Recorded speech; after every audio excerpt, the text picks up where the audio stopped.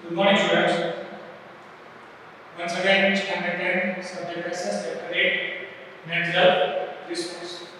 Today we are going to learn about soil formation, soil, types of soil. First point, soil formation. Generally, the part of the surface of the earth when the vegetation grows is known as soil. Generally, the part of the surface of the earth wherein the vegetation grows is known as soil. अब soil किसे कहते हैं? तो जो अर्थ है, अर्थ का जो surface का पार्ट यानी अर्थ के ऊपर का जो पार्ट है उसके थिन लेयर को ही हम सॉइल कहते हैं, जहां पे जनरली वेजिटेशन ग्रो होता है, यानी कि कोई भी वनस्पति ग्रो हो उसे कहेंगे हम soil. The soil is a thin layer composed of various elements on the surface of the earth. अब soil जो है उसका बहुत ही thin layer होता है, लेकिन उसके अंदर भी अलग-अलग तरह के various elements जो है अर्थ में इंक्लूड हो जाते हैं, जैसे मिनरल्स होते हैं, ह्यूमिडिटी होती है, ह्यूमस यानी कि खातर and air are mixed up in it. देखा जाए तो सॉइल के अंदर टोटल 4 चीजें होती हैं, एक minerals, humidity, humus and air. The parental rocks lies below the soil. अब जो चीज में से सॉइल बनी वो रॉक उसके एकदम नीचे होता है, छोटा भी हो सकता है और बहुत बड़ा सा रॉक भी हो सकता है. Soil is formed due to the material available through the denudation. अब soil जो है वो फॉर्म होती है किस तरह से? तो कि denudation की जो प्रोसेस है यानी कि जो धोआ होती है प्रोसेस, जनरली कोई भी बड़ा सा रॉक होगा, उस रॉक के ऊपर natural things, wind, water, rain etcetera की वजह से वो रॉक धीरे-धीरे से थोड़ा-थोड़ा टूटता जाएगा और उसमें से फिर soil जो क्रिएट होगी. Biotic remnants, humidity and air get mixed up with it. अब वो जो पार्टिकल होते हैं soil उसके अंदर धीरे-धीरे से बायोटिक रेमेनेंट्स यानी कि कोई भी सजीव जो होते हैं उसके अवशेष बनने के बाद मिक्स होंगे, ह्यूमिडिटी थोड़ा सा तेज होगा और एयर मिक्स होगी. In other words, the soil is a natural mixture of minerals and biotic elements which have the capacity to grow and develop vegetation. दूसरे शब्दों में कहा जाए तो soil एक natural mixture है जिसके अंदर minerals आ जाते हैं प्लस biotic elements आ जाते हैं. अब ये दोनों का मिश्रण होने के बावजूद उसके साथ इनके अंदर वहाँ पे vegetation grow करने की कैपेसिटी होती है, उसे कहा जाता है soil. अभी soil की एक और डेफिनेशन है, आप ये भी लिख सकते हो और ये भी लिख सकते हो. The uppermost layer of the crust of the earth is called soil. यानी कि अर्थ के क्रस्ट का ऊपर का पार्ट है, वो जो लेयर है पतला सा, उसे कहा जाता है soil. Which contain, जिसके अंदर क्या-क्या इंक्लूड रहता है? Minerals and biotic elements necessary for the growth and development of vegetation. अब uppermost layer of the crust of the earth होना चाहिए, उसके अंदर मिनरल्स होना चाहिए प्लस बायोटिक एलिमेंट्स होने चाहिए, जो कि बहुत ही जरूरी है कोई भी वेजिटेशन का ग्रोथ या फिर डेवलपमेंट होने के लिए, तो उससे ही हम सॉइल कहेंगे. Although that proportion is not the same everywhere. अब जो सॉइल होती है उसका प्रोपोर्शन हर जगह, हम यहाँ इंडिया की बात कर रहे हैं तो इंडिया के हर एक पार्ट में सेम नहीं होगा, अलग-अलग होगा. कहीं पे उसका लेयर थोड़ा सा पतला होगा, कहीं पे थोड़ा सा लेयर और ज्यादा थिक होगा. Thus, soil is the layer or the surface of the matter formed due to the mixture of the scattered material of the parental rocks and vegetation. अब soil जो है एक तरह का लेयर है जो कि एक मैटर से फॉर्म होता है, मिक्सचर से अलग-अलग मटेरियल स्कैटर्ड होते हैं और पेरेंटल रॉक्स का वेजिटेशन से बनते हैं. Factor of denudation prepares very thin layer through the denudation of rocks. अब rocks की जब denudation की प्रोसेस होती है उसके बाद उसका thin layer जो है वो क्रिएट होता है. the humus form due to the disintegration of decay of the vegetation of insects is added to this. उसके अंदर ह्यूमस यानी कि जो खातर है वो इनपुट होता है कब, क्योंकि जनरली कोई वेजिटेशन डिके होती है यानी कि वो सड़ जाती है, उसके लीव्स गिरते हैं तब, या फिर कोई इंसेक्ट मर जाता है तो उसकी जो बॉडी पार्ट होती है रेमिनेट उसमें मिक्स हो जाता है, इस तरह से और ज्यादा फर्टाइल बनती है। These binding elements plays an important role in the development of vegetation. ये जो binding elements हैं यानी कि minerals और decay of vegetation और insects वो बहुत important role play करते हैं vegetation को grow करने में। The climatic impact in the duration of soil formation is so important and widespread that the soil forming of different types of crop in the region over a long time in the same. अब climate की impact इतनी ज्यादा होती है soil formation में, यह बहुत important है कि एक ही जगह पे लंबे अरसे से कोई एक ब्लॉक है उसके ऊपर समय के अनुसार अलग-अलग तरह की मिट्टी जो है वो हमें देखने को मिलेगी।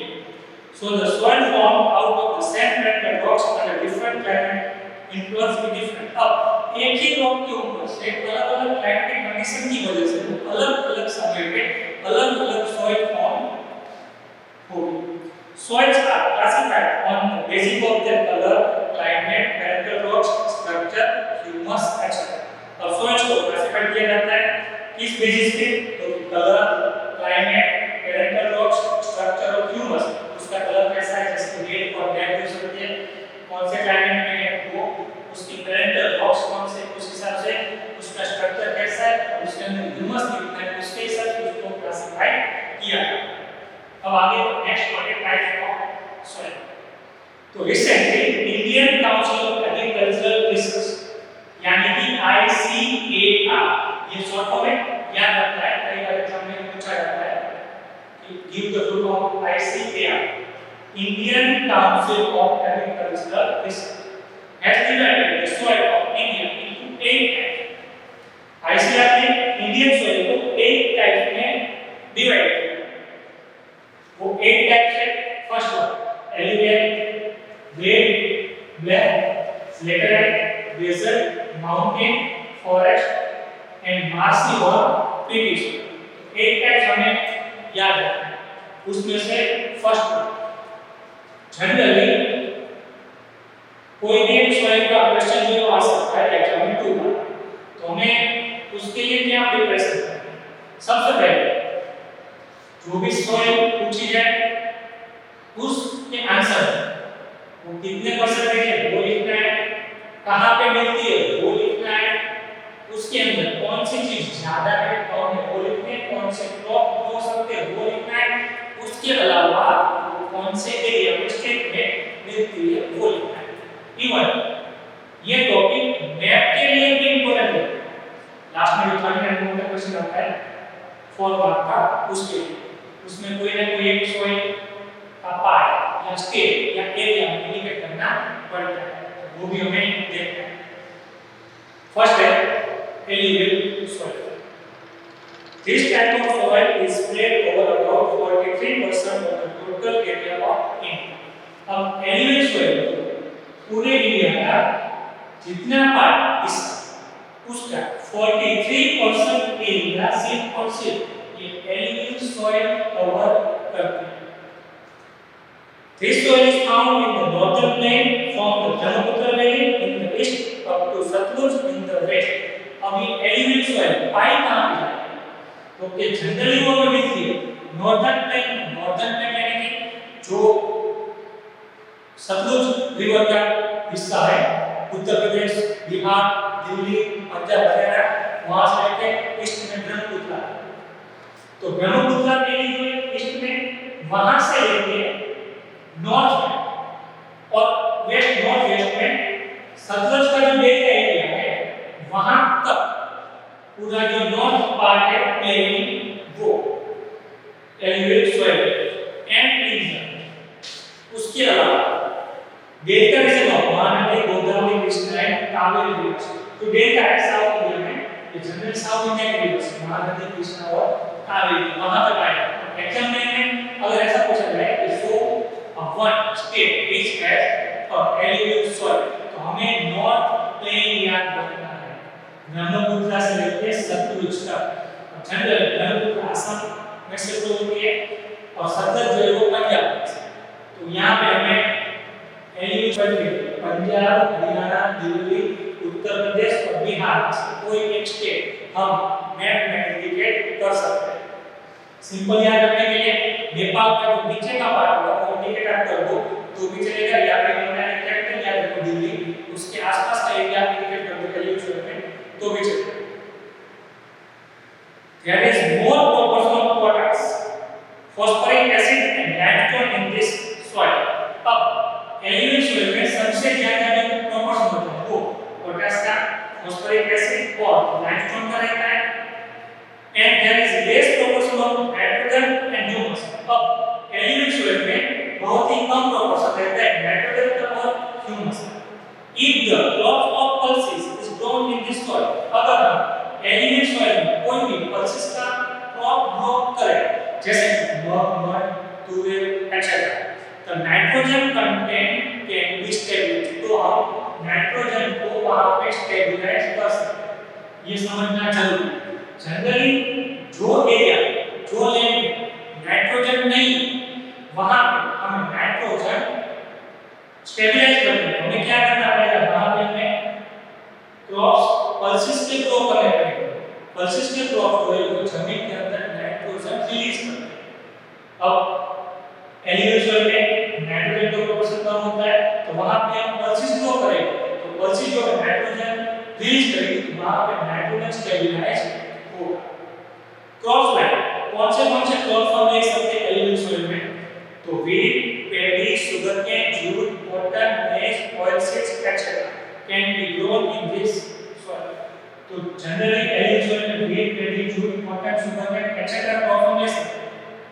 अब एलिवेशन का area Bihar, Uttar Pradesh, Punjab, Haryana and north part of Gujarat, Banaskantha, Ahmedabad, Patan, Gandhinagar, Kutch etc.